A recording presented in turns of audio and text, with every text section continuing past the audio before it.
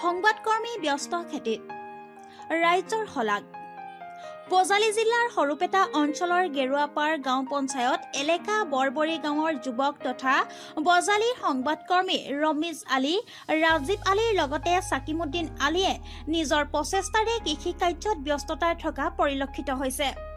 তেওঁলোকে বিশেষকৈ আলু আৰু বেহৰৰ খেতি কৰা বুলি জানিবলৈ দি কয় যে চৰকাৰে দেশৰ কৃষি খণ্ড আৰু কৃষক জনতাৰ বাবে বিভিন্ন অভিলাষী আঁচনি গ্ৰহণ কৰিছে যদিও বিভিন্ন অঞ্চলৰ লগতে এই অঞ্চলৰ বৰবৰী বাটুৱা খেতি পথাৰৰ জলসিঞ্চন আঁচনিৰ ব্যৱস্থা নথকাৰ ফলত কৃষিভূমি সম্পত্তি পানীৰ বাবে কৃষকৰ মাজত হাহাকাৰ অৱস্থা হয় বুলি জানিবলৈ দিয়ে।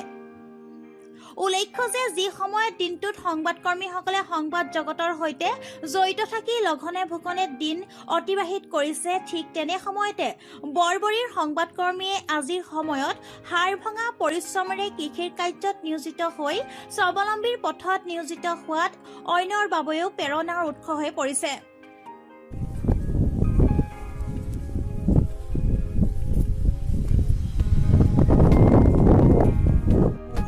সেই 2 বিঘা খেতি আৰু বেহৰ 12 বিঘা টোটেল আমি এই 14 বিঘা আমি হেৰি কৰিছোঁ বেহৰ আৰু আলু খেতি। গতিকে আমাৰ যে জলসিঞ্চন বিভাগৰ পৰা একো মানে সুবিধা নাই, পানীৰ অভাৱত মানে বহুত খেতিখিনি গোটেই নষ্ট হৈছে।